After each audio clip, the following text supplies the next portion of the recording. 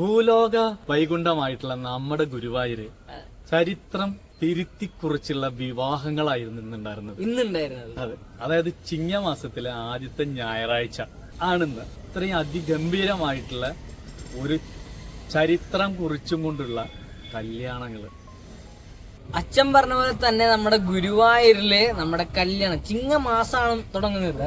അപ്പൊ എല്ലാവർക്കും ചിങ്ങമാസത്തില് ചിങ്ങമാസം പാട്ടെല്ലാരും കേട്ടിട്ടുണ്ട്. എല്ലാവർക്കും അറിയാം ചിങ്ങമാസത്തിലാണ് സ്വതവേ കല്യാണങ്ങളുടെ എണ്ണം കൂടുന്നത്. ഗുരുവായൂരില് അച്ഛൻ പറഞ്ഞ പോലെ തന്നെ ചരിത്രം പുതിയതായിട്ട് കണ്ടുപിടിച്ചു അല്ലെ, തിരുത്തിക്കുറിച്ചുകൊണ്ടാണ്. അതെ, തിരുത്തിക്കുറിച്ചുകൊണ്ടാണ് ഇപ്പൊ ഗുരുവായൂരില് അത്രയേറെ കല്യാണങ്ങളാണ്. അതെ, ഇന്നുണ്ടായിരുന്നത് സ്പോട്ട് ബുക്കിംഗ്. അതായത് സ്പോട്ട് ബുക്കിംഗ് ഗുരുവായൂരിലുണ്ടായിരുന്നു. സ്പോട്ട് ബുക്കിങ്ങിലൂടെ അതായത് ഗുരുവായൂരുകാരെ എല്ലാവരും ഞെട്ടിച്ചു ശരിക്കും പറഞ്ഞ സ്പോട്ട് ബുക്കിംഗ്. അത്രയേറെ കല്യാണമാണ് അവർ സീറ്റാക്കിയിട്ടുള്ളത്. അല്ലെങ്കിൽ സ്പോട്ട് ബുക്കിംഗ് തന്നെ പെട്ടെന്നുള്ള ബുക്കിംഗ് ഉണ്ടല്ലോ, സ്പോട്ടായിട്ടുള്ള ആ ബുക്കിങ്ങിലടക്കാൻ ആലോചിച്ച് നോക്കിയേ.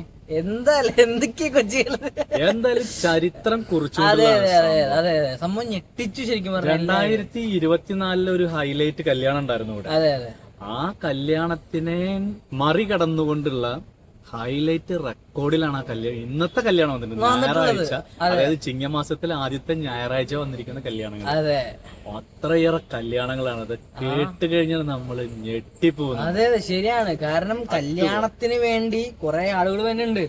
അത്യാവശ്യം ആൾക്കാര് തൊഴാൻ വേണ്ടി കുറെ ആൾക്കാർ കേരളത്തിൽ പോരാഞ്ഞിട്ട് കുറെ സംസ്ഥാനങ്ങളിൽ നിന്നും വരുന്നുണ്ട്. പിന്നെ അപ്പൊ ഗുരുവായൂർ അമ്പലത്തിലെ ജനത്തിന്റെ ആ ഒരു തിരക്കിന്റെ എണ്ണ ആലോചിച്ച് നോക്കിയേ. അത്രയേറെ കല്യാണങ്ങൾ, അത്ര കല്യാണം, അത് ഞായറാഴ്ച എല്ലാവരും അമ്പലത്തിൽ പോണ ദിവസം. അതെ അതെ, അപ്പൊ എന്ത് തിരക്കായിരിക്കും. തിരക്കാതെ ജനസമുദ്രം നല്ല തിരക്കാവും ആ സമയത്ത്. അപ്പൊ ഗുരുവായൂരിൽ കാണപ്പെടുക അല്ലെ, രാവിലെ ഉച്ചക്ക് നോക്കി വൈകുന്നേരം അത് ഇപ്പൊ എന്താണ്. പിന്നെ ഈ മറ്റേ വെൽച്ചുർ ക്യൂ എന്ന് പറഞ്ഞ ഒരു മറ്റേ സംവിധാനം കൊണ്ടുവന്നിട്ടുണ്ട്. അപ്പൊ അതുകൊണ്ട് പെട്ടെന്ന് ആൾക്കാർ വന്നത് കൊണ്ട് തന്നെ അത് ഈ തിരക്കിന്റെ പ്രശ്നം കുറയുന്നതാണ് പറഞ്ഞിട്ടുള്ളത്. പെട്ടെന്നുള്ള ആൾക്കാർ പറഞ്ഞിട്ടുള്ളത്. അതുകൊണ്ട് സുഖമായി തൊഴാനുള്ളവർക്ക് സുഖമായി. പക്ഷെ ഈ കല്യാണത്തിൽ എന്ന് പറഞ്ഞിട്ടുണ്ടല്ലോ, ഈ ചെറുക്കനും പെണ്ണും അച്ഛനും അമ്മയും അതുപോലെ പെണ്ണിന്റെ അച്ഛനമ്മ മാത്രല്ലല്ലോ, 24 പേരെയാണ് ഒരു കല്യാണ ടീമിനായിട്ട് കയറ്റി വിടുള്ളൂ. 24 പേരെയാണ് ഉൾപ്പെടെ മറ്റേ 24 പേര്.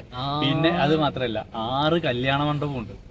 ഒന്നല്ല 6 കല്യാണ മണ്ഡപം. ഈ പ്രശ്നം കാരണം, ഈ തിരക്ക് കാരണം. പിന്നെ നല്ലതാണ്. അതെ, പിന്നെ എല്ലാവരും ആഗ്രഹിക്കാതാണ് ഗുരുവായൂർ അമ്പലത്തിൽ താലി കെട്ടണം, ഉണ്ണിക്കണ്ണന്റെ മുമ്പിൽ താലി കെട്ടണം എന്നുള്ള ആഗ്രഹമാണ് എല്ലാവർക്കും. അത് ആണായാലും പെണ്ണായാലും കല്യാണ ചെക്കനായാലും കല്യാണ പെണ്ണായാലും ആഗ്രഹിക്കുന്നതും എന്റെ കല്യാണം അവിടെ വെച്ചിട്ട് ആവണം എന്നൊക്കെ ഇഷ്ടപ്പെടുന്നത് കൊണ്ടാണ് ഗുരുവായൂർ അങ്ങനെ എല്ലാവർക്കും തോന്നുന്ന സംഭവം. കാരണം നന്ദന സിനിമയെല്ലാം നമുക്ക് എല്ലാം മനസ്സിലാവും. അതില് ഞാനേ കണ്ടുള്ളൂ ആ സീനൊക്കെ, അല്ലാതെ ആ ഡിവോഷണൽ പരമായിട്ട് ചിന്തിച്ചു കഴിഞ്ഞാൽ നമുക്ക് ആ ഫീലിംഗ്സ് മനസ്സിലാവും. അതെ അതെ, അത് അത്രയും ഗുരുവായൂരപ്പ കണ്ണ, ചിലർ ഗുരുവായൂരപ്പ, ചിലർ കണ്ണ, ഉണ്ണിക്കണ്ണ, അങ്ങനെയൊക്കെ ഉണ്ട് ഓരോരുത്തരുടെ മനസ്സിലുള്ള ഭഗവാന്റെ ആ രൂപം വെച്ചാൽ തന്നെ.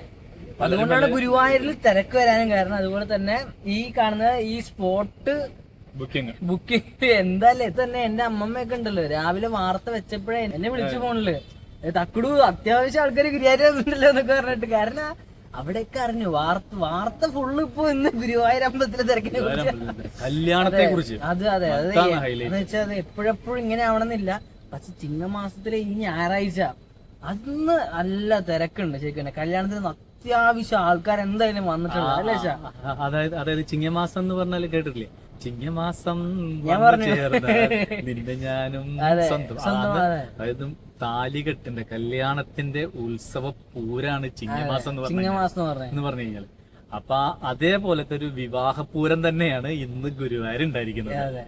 അത്ര ഗംഭീരമായിട്ടുള്ള കല്യാണങ്ങൾ ഉണ്ടായിരുന്നു തന്നെ. ഈ കല്യാണത്തിന് സമയം എന്ന് പറഞ്ഞു കഴിഞ്ഞാൽ, ടൈം എന്ന് പറഞ്ഞു കഴിഞ്ഞാൽ പുലർച്ചെ 4:10 മുതല് ഉച്ചപൂജയ്ക്ക് നട തുറന്നതിന് ശേഷം 12:45 വരെയാണ് ഈ കല്യാണം നമ്മുടെ ഗുരുവായൂര് മണ്ഡപത്തിൽ നടക്കുന്നുണ്ടായിരുന്നു.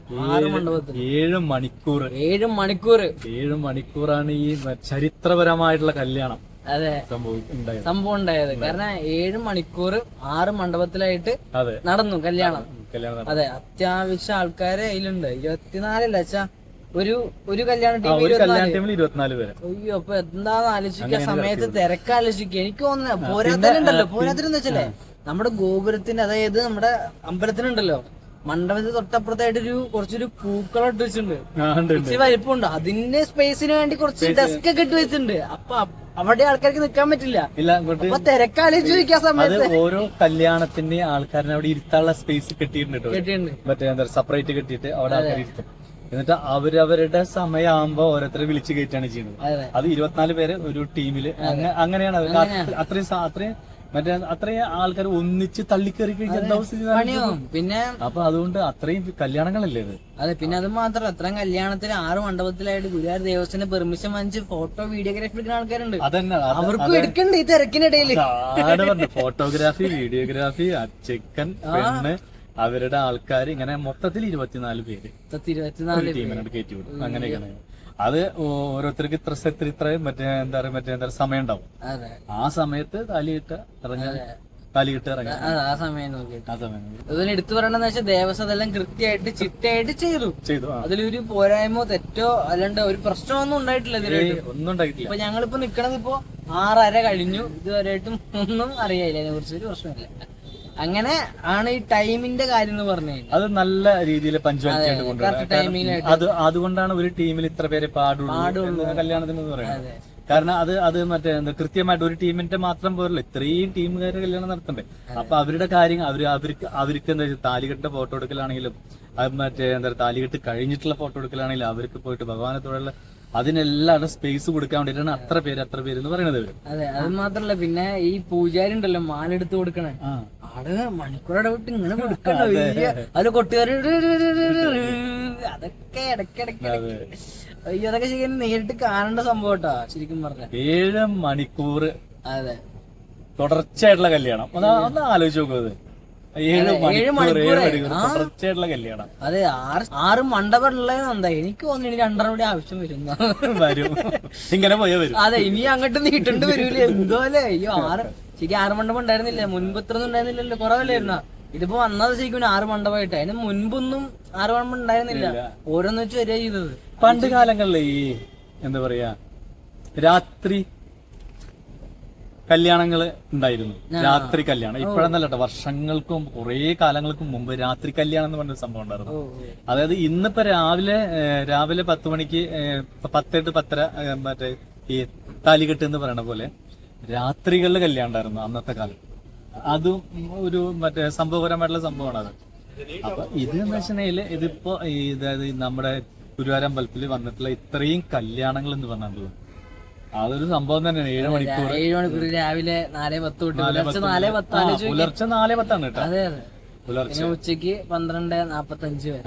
ശരിക്കും അടിപൊളിയൊക്കെ അകലം വഴിക്കുള്ള ആൾക്കാരെ കല്യാണം ബുക്ക് ചെയ്തിരിക്കുന്നത്. അതെ, അപ്പൊ അവരിവിടെ വന്ന് റൂം എടുത്ത് ആ റൂമിൽ തങ്ങി. അപ്പൊ ഇത്രയും പേരുടെ കല്യാണത്തിന് ഇത്രയും ഫ്ലാറ്റുകളല്ലേ,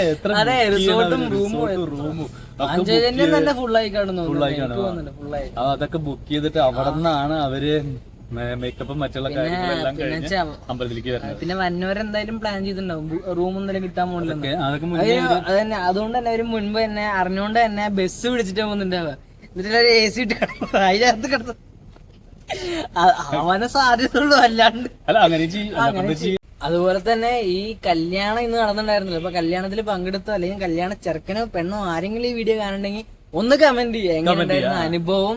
അതുപോലെ തന്നെ ഞങ്ങളൊക്കെ പറഞ്ഞാലും കണക്ഷൻ ഉണ്ടോ, നിങ്ങൾക്ക് അതേപോലെ തിരക്കോ എന്തെങ്കിലും അനുഭവപ്പെട്ടെങ്കിൽ എന്തായാലും കമന്റ് ചെയ്യുക. തിരക്ക് എന്തായാലും അനുഭവപ്പെട്ട് കാണും. തിരക്കില്ലാതെ ഗുരുവായൂർ ഒരു ദിവസം പോലും ഉണ്ടാവില്ല.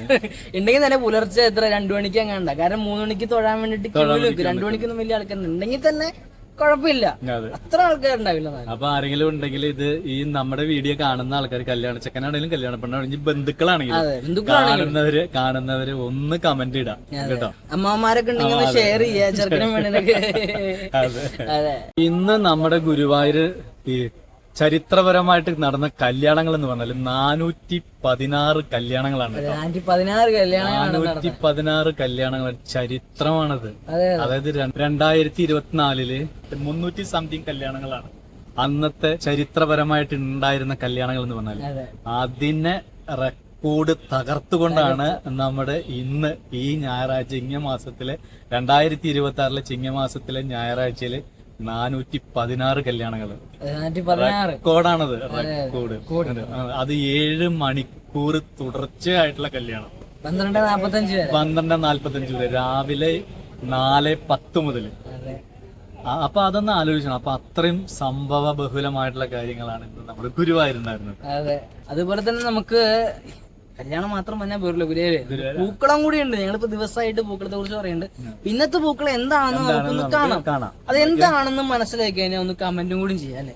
ഞങ്ങൾ അതിനെ കുറിച്ച് വിശദീകരിക്കുന്നില്ല, എന്തായാലും ഷോർട്ട് വീഡിയോ ഉണ്ടായിരിക്കും. എന്നാലും അതിനെ കുറിച്ച് എന്താണ് പൂക്കളത്തിന് പ്രത്യേകത എന്ന് അറിയുമെങ്കിൽ എന്തായാലും കമന്റ് ചെയ്യാം. കൂടെ സബ്സ്ക്രൈബ് കൂടി ചെയ്യാം ചാനലൊന്ന്. ഓക്കെ, അപ്പൊ നമുക്ക് ഇനി അടുത്തൊരു വീഡിയോയുമായി വീണ്ടും കാണാം. അതുവരേക്കും നന്ദി, നമസ്കാരം.